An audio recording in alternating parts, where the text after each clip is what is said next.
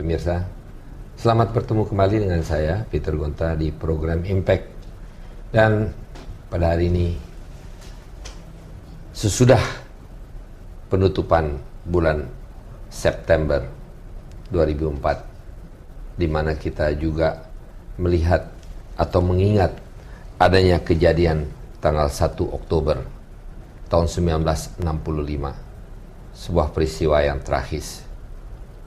Pada hari ini kita akan bertemu dengan seseorang yang banyak mengetahui mengenai kejadian tanggal 30 September ataupun tanggal 1 Oktober 1965. Seorang yang mungkin hanya berpendidikan sekolah rakyat atau sekarang dinamakan sekolah dasar. Namun di dalam karirnya di kepolisian sempat mencapai pangkat yang cukup tinggi, perwira menengah. Seorang letnan kolonel yang sekarang disebut sebagai Ajun Komisaris Besar Polisi, Bapak Sukitman. Pak Kitman, selamat bertemu. Selamat bertemu Pak Abid. Apa kabar? Alhamdulillah sehat. Saya pernah mendengar, membaca mengenai seorang Sukitman, seorang yang banyak pengalamannya, banyak mengenal orang, namun seperti dikatakan berpendidikan hanya sekolah dasar, tapi akhirnya menjadi seperti yang saya katakan tadi, letnan kolonel atau ajun komisaris besar polisi. Seorang yang banyak mengetahui mengenai peristiwa tahun 1965, September 30 Oktober, tanggal 1. Saya ingin mengetahui sedikit banyak latar belakang siapa Pak Kitman. Pak Kitman itu lahir di mana? Lahir di Pelabuhan Ratu, Sukabumi. Pendidikan? Pendidikan hanya sampai sekolah dasar, SR waktu itu. Namun pada akhirnya sesudah saya membaca buku dari Pak Kitman sempat menjadi letnan kolonel, perwira menengah. Bagaimana seorang yang sekolah dasar, hanya pendidikan sekolah rakyat, bisa menjadi seorang letnan kolonel? Bisa diceritakan? Nah, baik, terima kasih, Dit. Saya ini memang dari daerah, dari Pelabuhan Ratu, dengan mengenyam hanya seorang sekolah pendidikan SR. Tetapi niat saya untuk mengabdikan kepada negara, mengabdikan diri kepada negara dan bangsa, khususnya di polisi negara, yang dimana di situ ada satu kebaikan untuk masyarakat, khususnya berbakti kepada masyarakat, yaitu sebagai pelayan, pengayom, pelindung, dan pengaman masyarakat. Tersentuh hati saya sehingga saya mengikuti pendidikan sekolah agen polisi di Keramat Jati. Pada saat saya melaksanakan tugas selesai Asian Games tahun 62 ditempatkan di Seksi 8 di Kebayoran. Tapi pertama sebelum Pak Kitman menuju ke penempatan, seorang anak dari Pelabuhan Ratu ini berkelana ke Jakarta atau apa maksudnya? Mau datang ke Jakarta untuk jadi apa? Ke Jakarta ya untuk mencari pekerjaan, tetapi ada satu panggilan untuk mengabdi kepada negara dan bangsa melalui polisi negara, di mana waktu itu daftarnya saja waktu sebutannya Hop Biru, yaitu di depan istana. Tetapi alhamdulillah mungkin dengan Hop Biru di depan istana. Oh, Kapolda itu adanya di Monas ya, di Monas dulu. Di depan. Ya, Betul. Ya, dengan niat yang tulus, mungkin dengan petunjuk yang ikhlas, akhirnya saya diterima menjadi polisi negara, dididik di sekolah SPN Keramat Jati. SPN? Sekolah Polisi Negara. Kemudian pada saat selesai pendidikan melaksanakan tugas Asian Games di Senayan yang baru dibuka.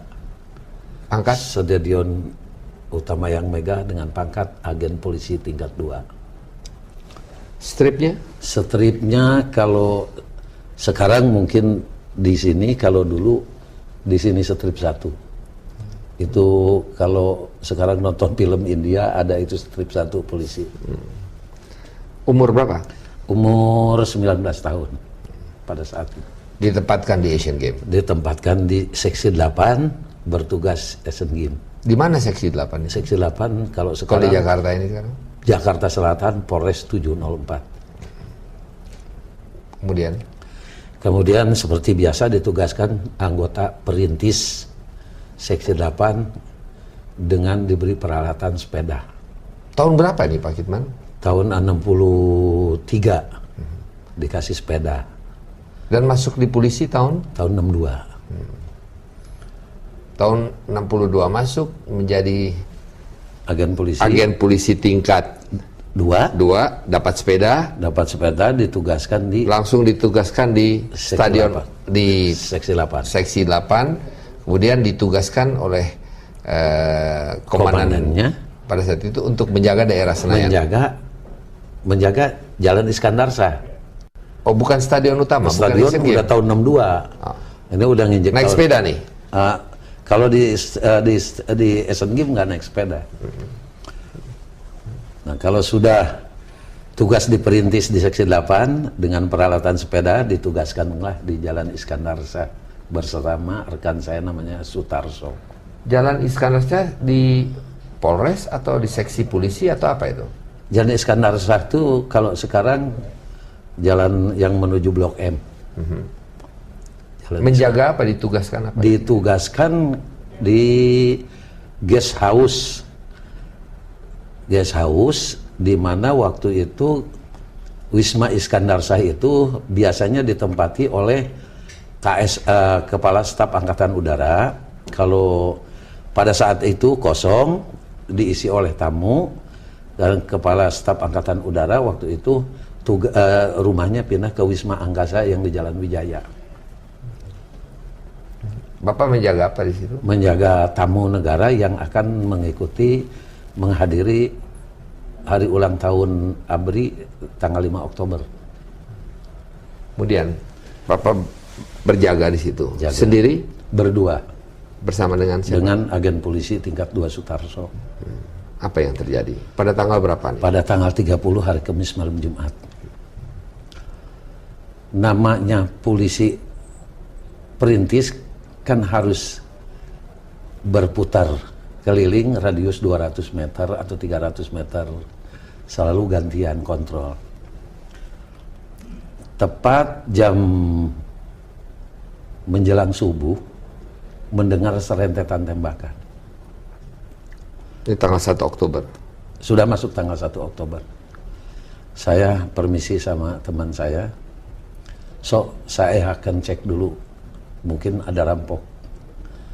Dengan mengendarai sepeda, senjata US Carbine-nya ditaruh di depan.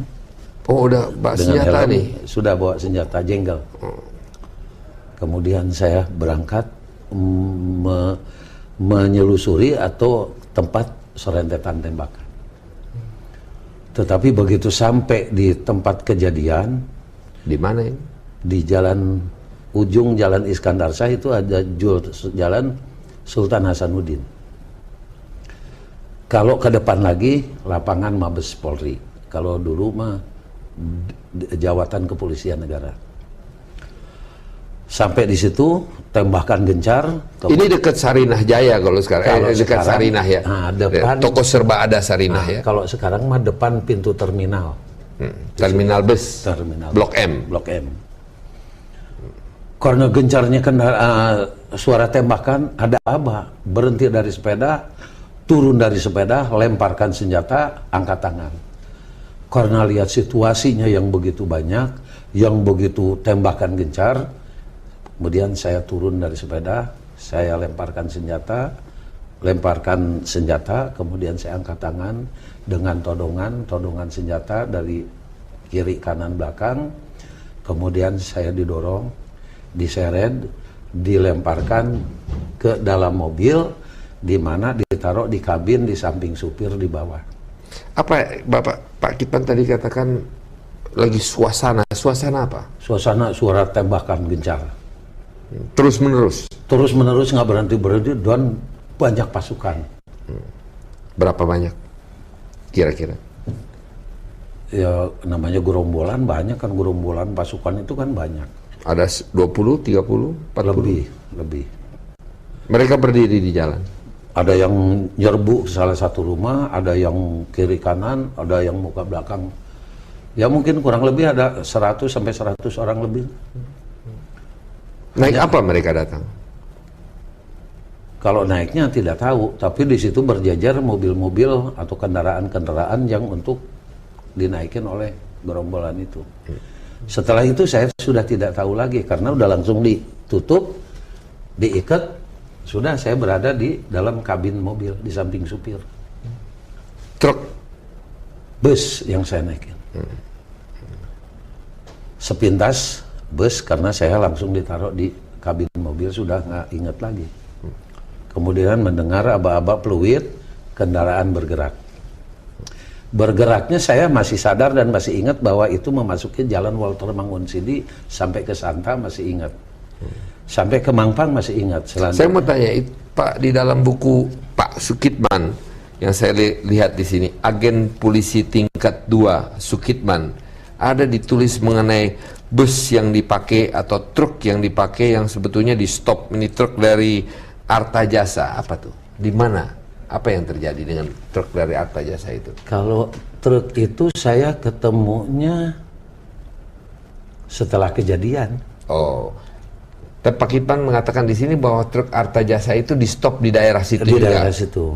Peruri ya sekarang ya, Peruri. Ya, kalau dulu Arta Jasa itu percetakan uang Kebayoran adanya di daerah Jalan Brawijaya. Kalau Peruri kan sekarang adanya di Jalan Trunojoyo. Lain kan dulu Peruri dengan percetakan uang biasa dengan uang logam. Kemudian Walter Mangunsidi sudah tidak ingat lagi. Tahu-tahu suruh kendaraan berhenti, turun. Begitu turun dibuka ikatan saya, ikatan tutup mata dengan tangan. Kemudian saya diseret, tapi samar-samar mendengar kata-kata Yani wis dipateni. Yani wis dipateni. Yani Jenderal Yani. Ya, wis dipateni. Ya, artinya telah dibunuh. Telah dibunuh mungkin ya. Jadi saya hanya Yani kan kalau tidak salah dalam hati itu kan kepala staf angkatan darat. Kemudian saya dimasukkan ke dalam tenda. Sementara ini orang strip 1 aja ya. Saya strip 1. Agen polisi tingkat 2 ya. Malah yang memeriksa saya dari gerombolan pasukan tersebut menanyakan, ini apa? Saya bilang ini Jakarta Raya dan sekitarnya. Kalau Jakarta, polisi Jakarta di sini apa namanya, Jakarta dan sekitarnya. Begitu masuk ke dalam tenda, ya remang-remang karena sudah mulai pagi, saya melihat orang-orang yang didudukan di bangku-bangku tetapi dengan terikat tangan ke belakang dan matanya ditutup. Ada juga yang di bawah, ada yang pakai baju kimono, ada yang berdarah. Tapi karena saya buru-buru dibawa lagi ditawan di depan rumah, karena waktu itu yang menangkap saya tuh melapor kepada seseorang bahwa pengawal Jenderal Penjahitan ditawan. Sebentar, ingin saya tanyakan sebentar. Tadi Bapak mengatakan di jalan Bapak berada di rumahnya Pak Panjaitan. Tembakan-tembakan itu di rumahnya Pak Panjaitan. Waktu itu saya tidak tahu rumah Penjahitan, rumah Jenderal Penjahitan nggak tahu. Waktu Pak Kitman ditangkap itu ditodong dengan senjata, Pak Kitman nggak tahu kita ada masalah apa, rumah siapa, Pak Kitman nggak tahu. Oh, tidak tahu. Sampai di satu tempat, satu tempat ya. Satu tempat. Yang membawa saya, menawan saya lapor, pengawal Jenderal Penjahitan ditawan. Siapa itu Jenderal Penjahitan? Tidak tahu. Dibawa, ditaruh di depan rumah. Di teras rumah itu ada bangku-bangku sekolah dan papan bor. Tidak lama kemudian sudah terang melihat kerumunan-kerumunan yang menamakan dirinya sukarelawan dan sukarelawati. Tetapi orang itu adalah pemuda rakyat dan gerwani dengan kelengkapan senjatanya saja sudah melebihi dari ABRI. ada yang pakai AK, ada yang pakai Get Me, karena saya duduk itu pakai senjatanya Get Me. Padahal itu dia bukan tentara, adalah sukarelawati. Kemudian saya ingin menanyakan, sebentar, saya ingin menanyakan. Pada waktu Pak Kitman sampai di tempat tersebut, langsung tutup mata dibuka, tangan dilepas juga, biasa bebas. Kemudian Pak Kitman disuruh apa? Masuk tenda. Suruh duduk aja di dalam tenda itu? Enggak, hanya melapor sebentar.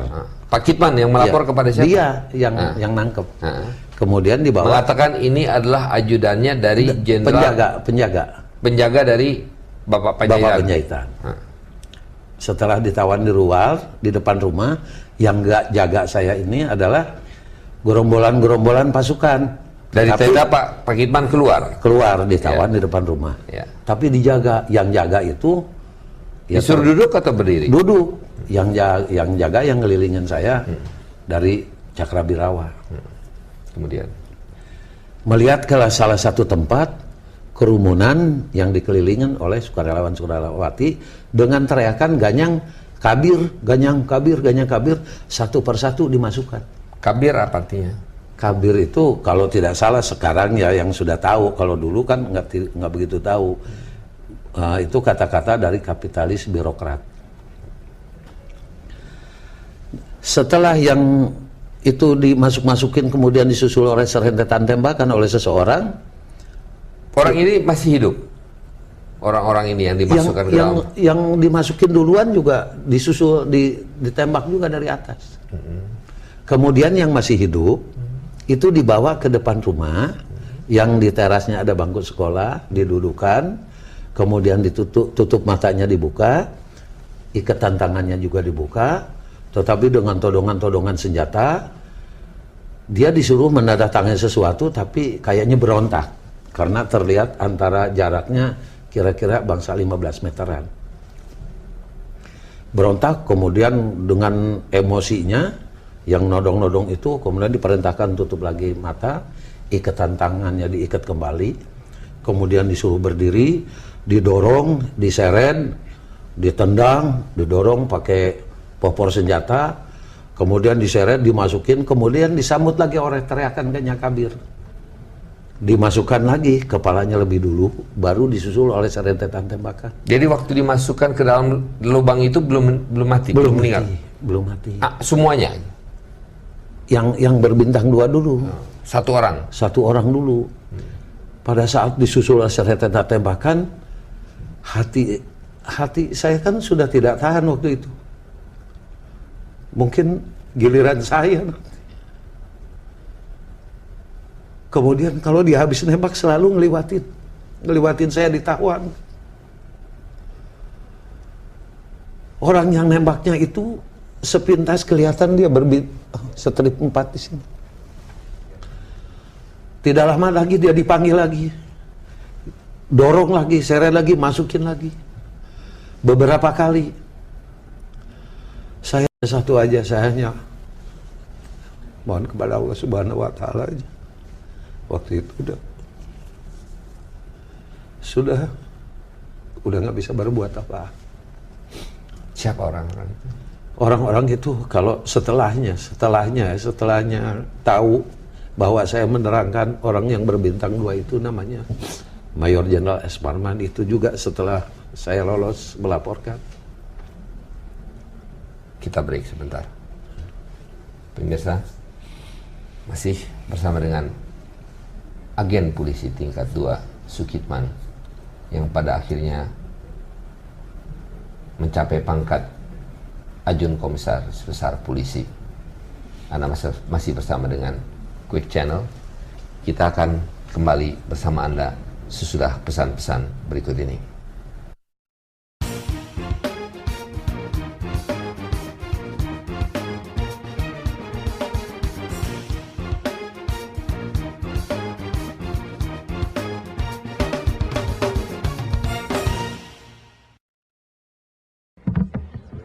It is the sound of midnight, the sound of blue,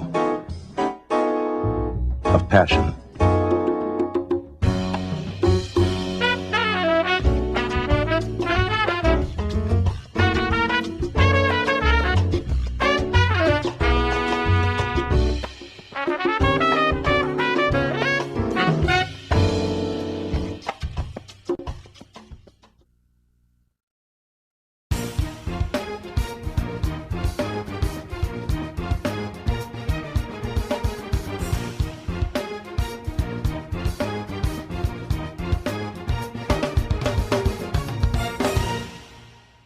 Anda masih bersama dengan saya Peter Gonta di Quick Channel.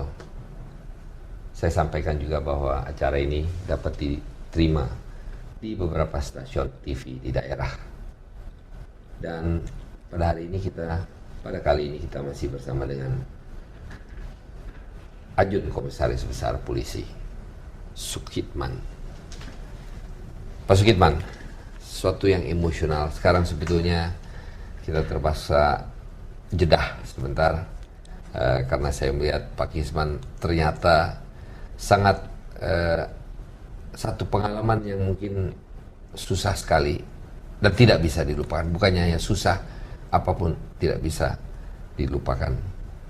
Kita berbicara sebetulnya mengenai masalah G30S dan pembunuhan daripada jenderal-jenderal, yaitu antara lain adalah Jenderal Ahmad Yani, Jenderal D. Panjaitan, Jenderal Haryono, Suparman, Sutoyo, kita juga ada Tendean, dan kita juga ada beberapa lagi ya, Suprapto kalau tidak salah. Pak Kitman tadi mengatakan bahwa mereka yang masih duduk itu ada beberapa orang, 4 atau 5 orang, kata Pak kita. Siapa yang duduk pada saat itu? Siapa yang sudah masuk di dalam lubang tersebut dan siapa yang belum masuk di dalam lubang tersebut?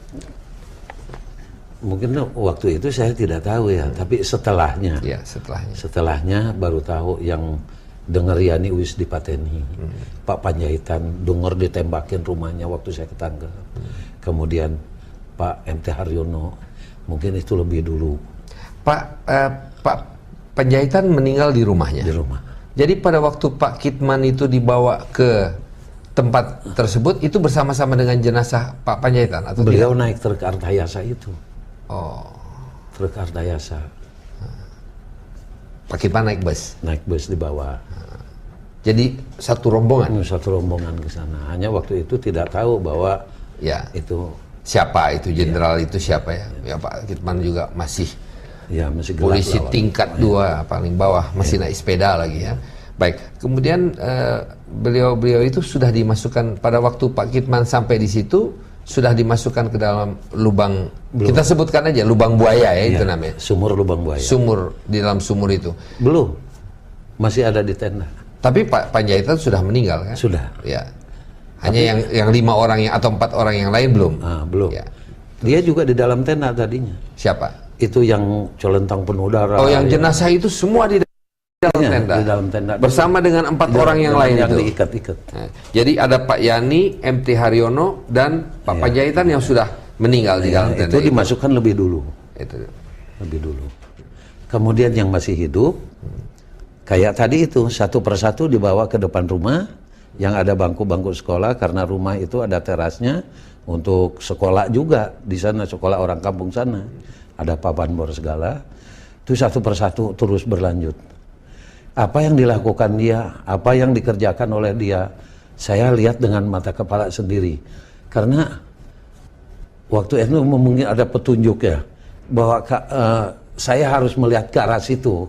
Kemudian karena selalu disusul oleh serentetan tembakan, perhatian saya langsung tertuju ke situ. Yang jaga saya waktu itu dari anggota-anggota Cakra ini hanya mengatakan begini, kamu tidak usah takut-takut. Kita pengawal dan pengaman presiden. Beli kaosin penglet pun sudah tidak bisa, kata beli kaosin penglet pun sudah tidak bisa. Tapi orang-orang ini, jenderal-jenderal ini yang menamakan dirinya Dewan Jenderal, jam dindingnya aja dari emas. Karena kata-kata dari yang jaga saya dari Cakra ini nggak begitu saya mengerti, nggak begitu konsen gitu ya. Orang suka bumi. Ya, jadi saya hanya manggut-manggut aja karena ya mau tidak mau nanti paling tidak saya dapat giliran juga kan begitu. Jadi Udah siap menunggu giliran juga atau berpikir bahwa akan terjadi ya? ya minimal kalau terus-terusan satu persatu dimasukin ya mungkin saya kapan gilirannya kan.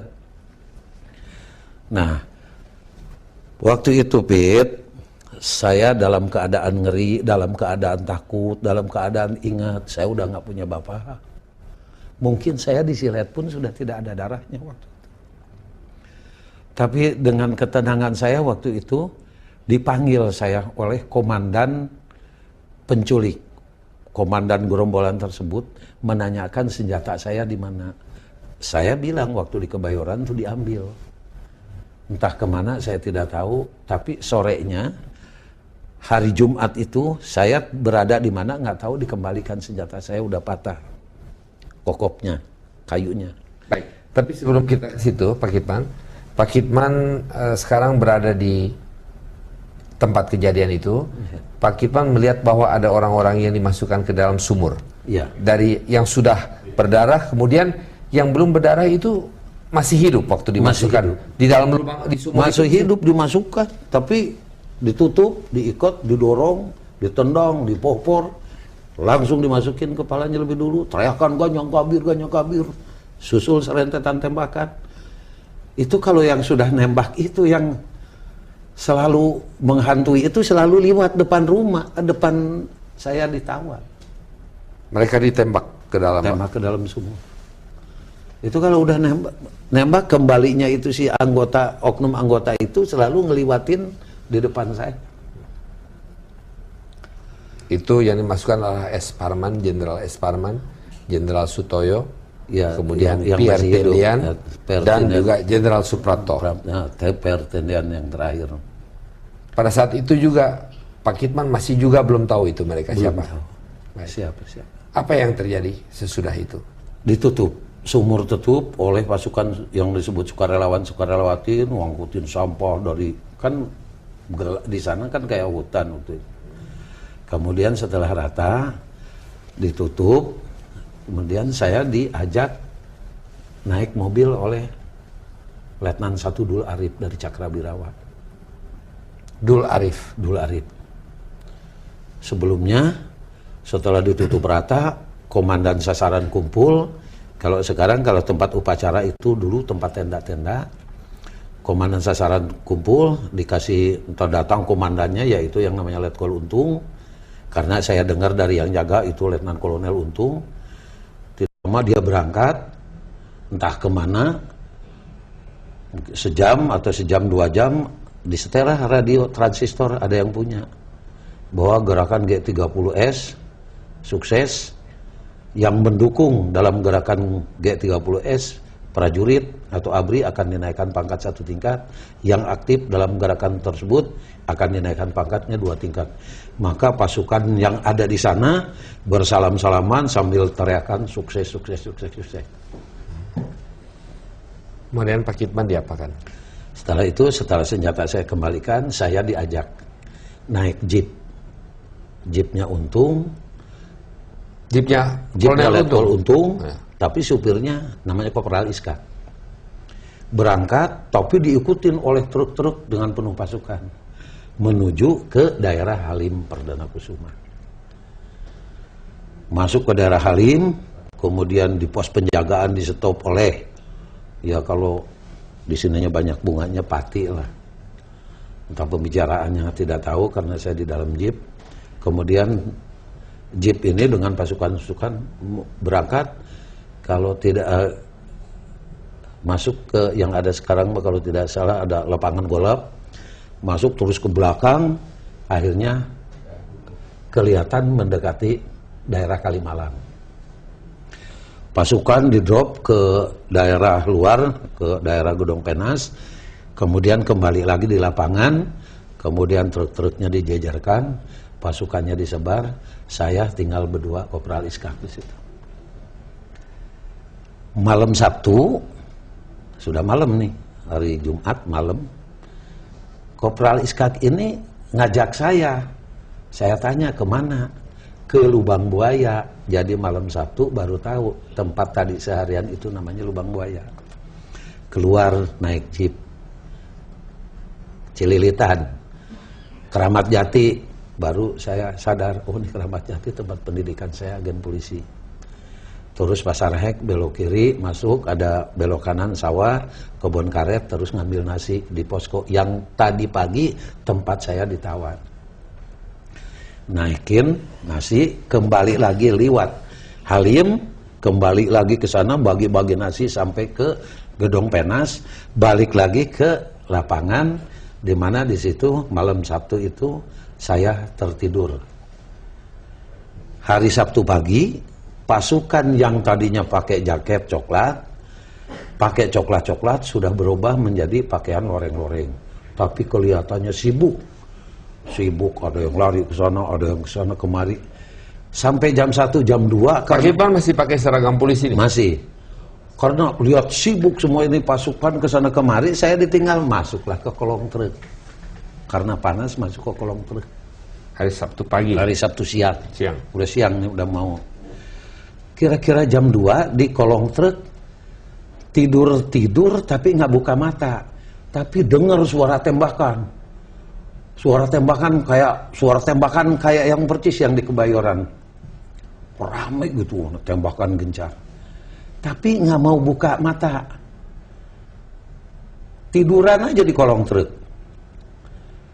Sadar-sadar dibangunkan oleh Cakrabirawa 4 angkatan yang sudah pakai pita putih. Sadar saya begitu bangun melihat tentara yang pakai pita putih, wah ini mungkin dari Palang Merah Indonesia, nggak bakalan, karena ada pelajaran dulu di polisi, kalau sudah Palang Merah datang keadaan perang juga nggak bakalan dibunuh tawanan itu. Nah disitulah prinsip saya nggak bakalan dibunuh karena dia sudah pakai pita putih Palang Merah.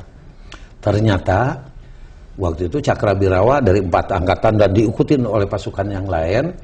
Yang pertama yang meriksa saya mayor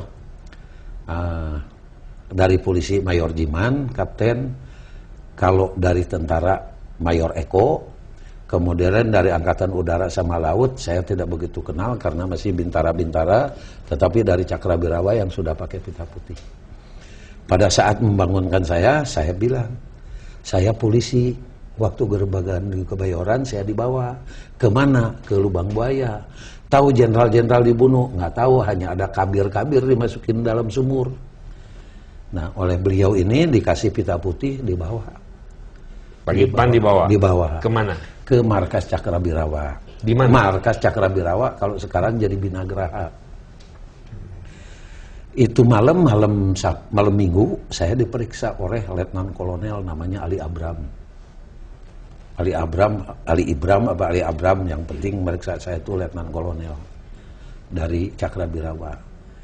Sampai dia menerangkan, kamu orang Indonesia diculik Belanda, sekarang kembali ke Indonesia, terangkan apa yang kamu lihat dan kamu alami di sini.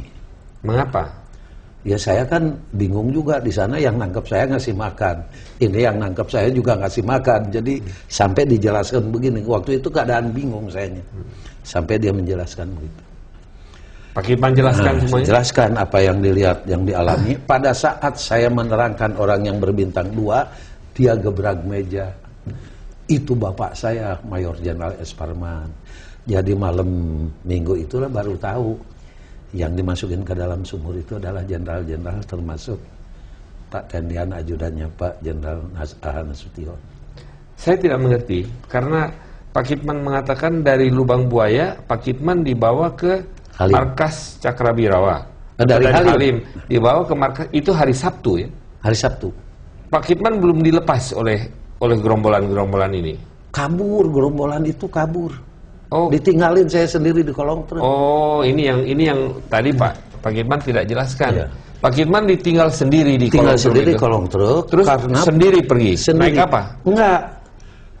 Saya di kolong truk. Iya. Pasukan yang saya ikutin yang dari mulai malam sampai pagi sampai siang, karena didengar tembakan waktu Halim diserbu, diserang oleh RPKD artinya dengan Siliwangi. Ini pasukan yang saya ikutin ini saking ketakutannya kabur semua. Yang dipimpin oleh Letnan Jadi Ali. yang diserang itu Halim, bukan Lubang Buaya di Halim ini ya. Nah, Halim. Ya. Kemudian Pak Kitman dibawa ke Binagraha oleh siapa? Oleh Cakra 4 angkatan yang mencari jejak pasukan. Cakrawirawa juga. Jadi Cakrawirawa yang sudah pakai pita putih yang murni. Oh, jadi Cakrawirawa ini ada dua. Ada dua, yang menculik, yang membunuh. Ada juga Cakrawirawa yang mencari jejak pasukan yang terlibat gerakan G30. Jadi Cakrawirawa ini ada dua, bukan tidak berarti bahwa semua Cakrawirawa ini terlibat. Ada yang terlibat, ada yang tidak terlibat. Ada. Yang tidak terlibat membawa Pak Kitman ke Binagraha. Markas Cakrawirawa. Yaitu Mayor Eko, Kapten Jiman polisi, ada laut, ada udara. Baik. Sampai di Binagraha. Sampai di markas Cakra. Cakra Diperiksa. diperiksa. Pada saat saya menerangkan orang yang berbintang 2, Letkol Ali Ibram itu bergebrak meja bahwa itu Mayor Jenderal Suparman. Satu persatu kedengaran, oh si Anu. Tapi sebelum saya menerangkan orang yang berbintang 2, tadinya juga saya nggak tahu bahwa itu jenderal-jenderal putra-putra bangsa yang terbaik sebagai seorang jenderal yang waktu itu ya berkedudukan tinggi di Angkatan Darat.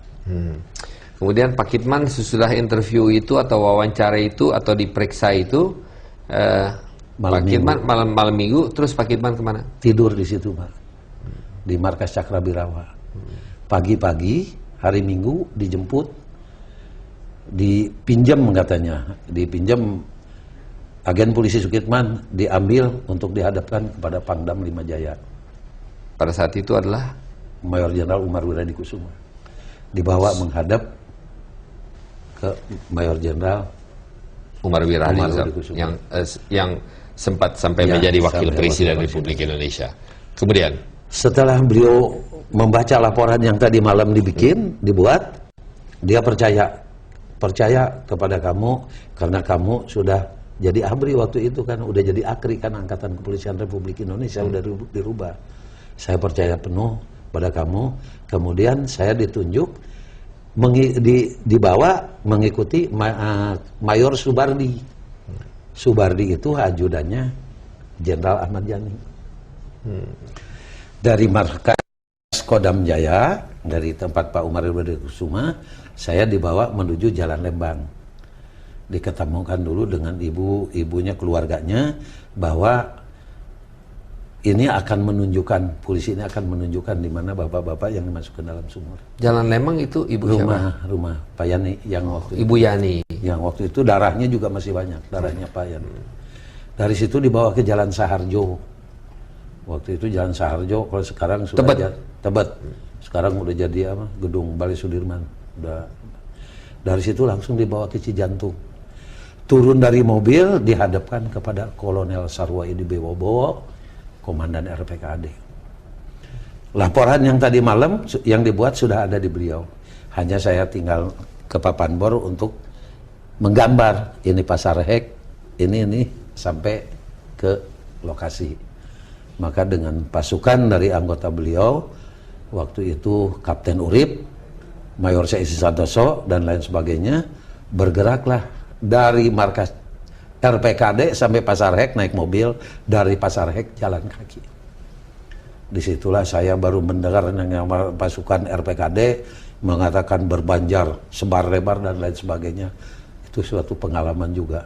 Senjata saya ditinggal karena memang senjatanya sudah bata di markas Cakra.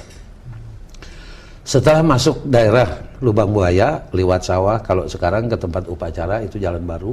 Kalau yang lama lewat lagi sawah, terus baru saya menunjukkan antara rumah dengan rumah, di mana saya ditawan, di sampingnya ada sumur, saya tunjukkan. Tidak ada orang lain yang mengetahui lubang sumur itu ada di mana kecuali Pak Kitman. Padahal di situ banyak pasukan. Pasukan di sana banyak, tapi dengan aba-aba dari Kapten Urip, waktu itu Kapten Urip dari RPKD, yang ada di lokasi keluar, kalau tidak saya hancur leburkan, kata beliau ini. Maka keluarlah beberapa pasukan dari mana?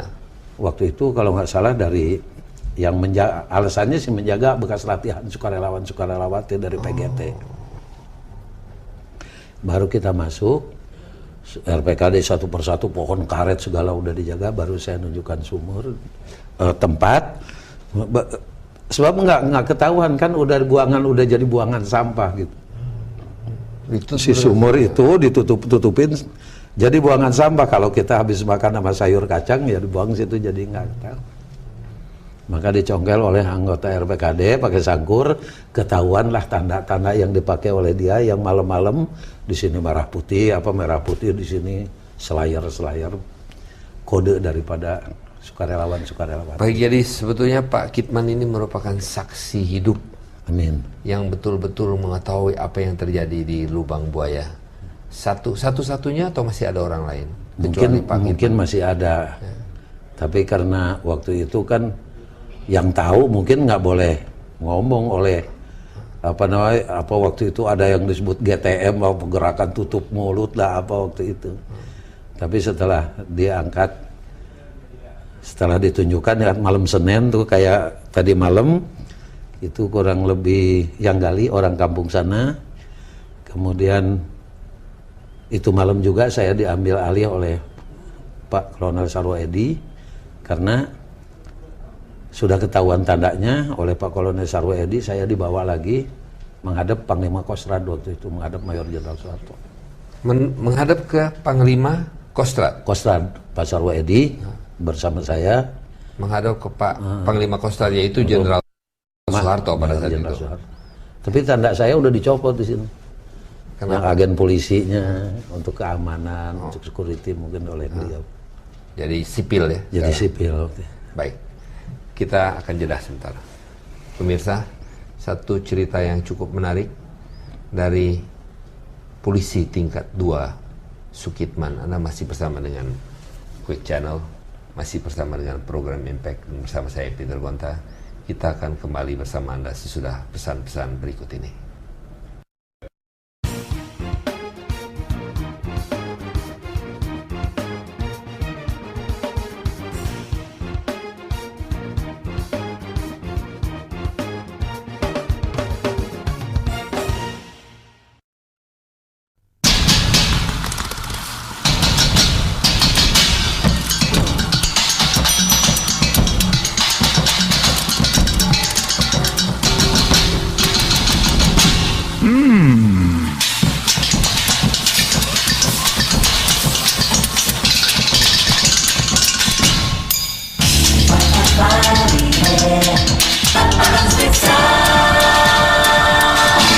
See you at Paparazzi Pizza.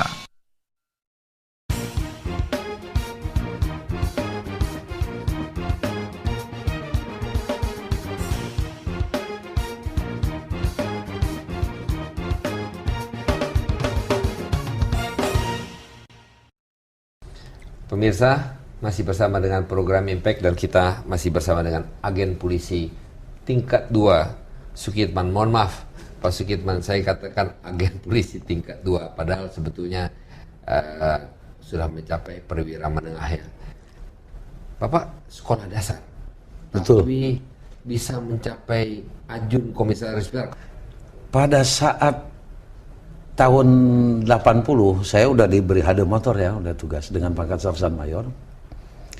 Tanggal 6 bulan 10 tahun 80 saya melihat Gema Pancasila di TPRI, di mana waktu itu Bapak Sarwoedi diwawancarai TV oleh Ibu Mariati kalau tidak salah. Karena waktu itu timbul banyak yang mengaku-ngaku menunjukkan sumur, menemukan sumur lubang buaya dan lain sebagainya. Ya saya sebagai orang kecil di polisi kan tidak mungkin, Pit, gini-gini saya udah berjasa buat negara dan bangsa, ada andil sedikit. Masa iya saya nggak dikasih sekolah atau pangkat? Kalau Pit waktu itu ngerti, kalau nggak kan saya diketawain. Tapi waktu itu yang berbicara ini Jenderal Purnawirawan Sarwoedi diwawancarai.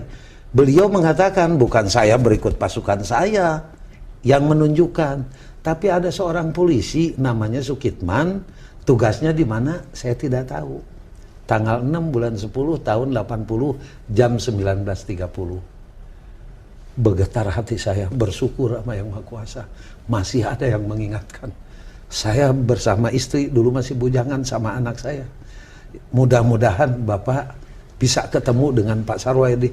Hanya satu aja saya waktu itu mau mengucapkan terima kasih sama beliau tuh. Saya coba menghubungi, ternyata beliau kantornya waktu itu di Jalan Pejambon sebagai Dirjen Deplu. Tapi dengan niat yang ikhlas saya datang, kata sekretarisnya 2-3 hari lagi tunggu daftar aja nama. Setelah daftar beliau menerima, sehingga saya merasa haru kepada beliau, di mana beliau seorang jenderal yang selalu mendahulukan kepentingan orang banyak daripada kepentingan diri sendiri. Mau beliau menerima saya satu atas nama pribadi Sukitman dengan istri dan anak-anak mengucapkan banyak terima kasih. Bapak telah mengangkat nama saya waktu itu yang ya kalau saya ngaku-ngaku berjasa kan malu, tetapi kalau beliau yang ngomong mungkin ada reaksi dari yang lain. Kalau tidak salah di dalam buku ini, Pak Kitman, ditulis di sini di Harian Kompas tanggal 5 November 1978. Di sini dikatakan yaitu kalau ada orang yang patut diberi penghargaan pemerintah dalam rangka menemukan kembali jenazah para pahlawan revolusi, menurut Sarwoedi, orang itu adalah agen polisi Sukitman. Bukunya mungkin ini dapat dilihat, satu buku yang dikatakan yang dikeluarkan oleh Dispen ya, Dispen atau Dinas Penerangan Polri, di mana dikatakan di sini adalah agen polisi tingkat 2 Sukitman. Nah, tapi pada akhirnya disekolahkan di Sukabumi. Akhirnya dari seorang yang hanya sekolah dasar bisa mencapai 2 melati. Amin. Satu kebanggaan. Syukur kepada yang di atas Allah Subhanahu wa taala. Haji Sukitman. Saya bersyukur alhamdulillah ya kepada ya masih diberikan nikmat panjang umur, ketemu Pit lagi sebagai ya sahabat, sebagai ya pembimbing saya nih, kebanyak orang dari Kebayoran, dari mana mengenal dari Menteng. Tapi beda itu Kebayoran sama Menteng, iya. Pak Kitman. Kebayoran, Tanah Abang, Menteng beda. Menteng itu paling top dulu ya. Iya, berkat banyak teman silaturahmi. Marah itu yang tinggal di Kebayoran sama di daerah Tanah Abang itu. Baik, tapi saya ingin menanyakan Pak Kitman, G30S satu bahaya laten? Bahaya laten. Mengapa? Karena kalau timbul kembali, berkibar lega kembali yang namanya aliran komunis, ideologi komunis, ini lebih berbahaya lagi. Apalah komunisme itu berbahaya? Berbahaya karena yang mananya komunis kan bahaya laten ya. Jadi harus diwaspadai oleh regenerasi yang akan datang ini. Bahaya dalam arti kata apa? Dalam arti bahaya karena kan selalu membuat keruh suasana di negara Indonesia ini. Apa pesan seorang Sukitman yang melihat dengan mata kepala sendiri apa yang telah terjadi? Apa pesan seorang Sukitman ke masa depan kepada generasi kita sekarang? Kita juga sebetulnya melihat ada satu TAP MPR ya, nomor kalau nggak salah nomor 25 tahun 1966 ya, tentang larangan ajaran komunis di Indonesia. Apakah itu sesuatu yang salah? Itu TAP MPR itu bahkan sekarang ada upaya untuk mencabut TAP MPR itu. Apa kira-kira sebagai seorang yang sekarang anggota masyarakat kecil ya, masyarakat biasa ya, rakyat biasa, apa yang Pak Kitman pikirkan? Saya hanya satu aja pesan kepada regenerasi yang akan datang, regenerasi muda. Jangan sampai terulang yang ketiga kalinya saja yang dikendalikan oleh Partai Komunis. Yang pertama kan Madiun 48, yang kedua ya tahun 65 yang saya alami sendiri. Jangan sampai ada kejadian atau peristiwa yang ketiga kalinya yang masalahnya ditimbulkan oleh ya itu tadi Apakah masih mungkin keadaan seperti itu terjadi? Apakah kita tidak berlebih-lebihan takut terhadap hal ini? Mungkin keadaan sekarang sudah berubah. Ya, kalau lihat ke depan dengan dicabutnya TAP MPR 25, ya, itu kayaknya berarti dibolehkan lagi orang mempelajari aliran komunis. Tapi di sisi yang lain kan ada gejolak timbul seperti sekarang. Saya hanya orang kampung, pernah membaca salah satu koran namanya Republika. Di situ ada sekelompok orang perlu kita membentuk Dewan Revolusi lagi.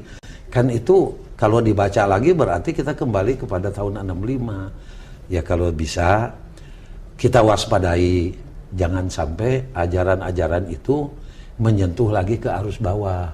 Tapi soal yang sudah antara yang disakiti dan yang tidak disakiti dengan adanya silaturahmi, toh kalau kita perpanjang juga kan timbulnya itu-itu aja. Ada banyak orang yang mengatakan, cerita sumur lubang buaya itu cuman hisapan jempol dan sebagainya. Bahwa itu cerita-cerita yang cuman dibikin-bikin oleh Sukitman. Bahwa itu cuman dibuat-buat saja oleh... Bagaimana tanggapan seorang Sukitman kalau mendengar ada orang yang mengatakan itu? Saya sendiri di sini hanya bertanya karena saya juga sendiri tidak mempunyai bukti apa itu terjadi atau tidak. Kita melihat ada foto, kita melihat ada film, kita melihat ada kejadian-kejadian itu. Tapi kan banyak orang tidak melihat sendiri. Pak Sukitman melihat sendiri. Kalau Pak Sukitman mendengar orang berbicara demikian, apa yang dirasakan? Oh, saya rasakan sedih. Ini orang berarti tidak mengetahui sejarah. Sejarah ini tidak boleh dilupakan. Makanya saya mohon kepada dinas pendidikan, guru, dari mulai TK kalau perlu, SD, supaya tahu saja, bukan tahu saja, harus mengetahui kebenaran kejadian yang terjadi 39 tahun yang lalu. Karena apa, Pit? Filmnya sekarang sudah nggak boleh. Anak-anak sekolah yang namanya wisata juang ke salah satu tempat sejarah, kayaknya sudah nggak ada yang dukung.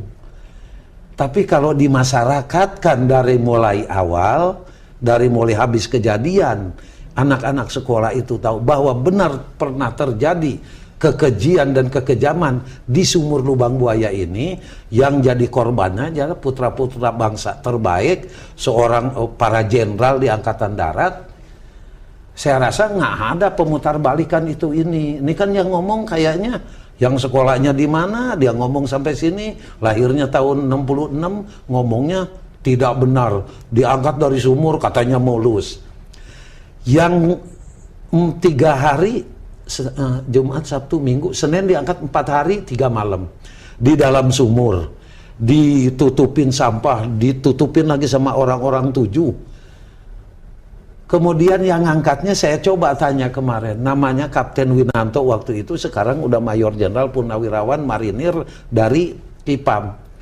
Pak, Bapak yang waktu turun ngangkat itu jenazah di dalam sumur, berapa yang bawa Bapak ini di punggung? Kan yang namanya apa namanya? Yang untuk gas itu kan bangsa 50 kiloan, 60 kiloan, sampai 100 kilo berikut orangnya. Orang sudah 7 numpuk ke bawah, ditindih lagi, diangkat satu-satu kakinya. Masa iya mulus? Kan itu yang saya tidak terima sampai sekarang. Baik. Mungkin dari rumah juga dia diinjok, dipukulin dan lain sebagainya sampai ke tempat. Mungkin sampai sana juga di dalam tenda juga dia dihajar lagi sebelum dimasukin dalam sumur. Kok kalau diangkat dari sumur masih mulus, itu saya tidak terima. Mudah-mudahan aja orang tersebut yang mengatakannya mulus itu, ya kita serahkan aja kepada yang di atas. Bagi saya, kalau sampai ada yang mengatakan begitu, saya orang Islam, saya punya akidah. Kalaupun dia mengatakan begitu, ya berarti tidak jujur. Saya dengan kejujuran dan keislahan di depan Pit, Saya ngomong dari hati nurani, dari saya bicara, bukan saya Purnawirawan Ajun Komisaris Besar Polisi, tapi saya bicara di mana saya berpangkat agen polisi tingkat 2 tahun 65. Pak Kitman, sangat menarik. Pak Kitman sudah pensiun, sekarang cucu 6 cucu. udah kaya ya? Alhamdulillah, Pit. Udah haji lagi. Pit, udah. Saya lihat satu kehidupan atau satu sejarah atau satu pengalaman yang tidak banyak orang lain bisa menceritakan hal yang sama. Sekarang tinggal kembali ke Sukabumi? Tidak, saya tinggal di Depok, di Mertua Indah. Masih ada mertua masih hidup? Masih komandan peleton dulu kan, brigadir. Oh. Kenal. Pak Salam, brigadir polisi. Oh, brigadir polisi Pak Salam. Pensiun cukup? Alhamdulillah. Perlu dinaikkan ya pensiun-pensiun dari Kalau purnawirawan. pemerintahan yang baru nih Kalau ada anggarannya. Kalau kita semua bayar pajak, iya. kita semua bisa menaikkan pensiunan daripada purnawirawan. Pak Kitman, terima kasih atas kedatangannya. Selamat dan semoga kita dapat berjumpa lagi di kesempatan yang berikutnya. Terima kasih, Pit. Terima kasih. Salam kembali buat keluarga. Terima kasih. Demikianlah pemirsa pertemuan kita yang cukup unik bersama dengan agen polisi tingkat 2 mengakhiri karirnya sebagai Letnan Kolonel atau Ajun Komisaris Besar Polisi. Semoga cerita, semoga pengalaman dari agen polisi tingkat 2 Sukitman ini menjadi bahan masukan bagi kita semua. Dari saya, Peter Gonta, program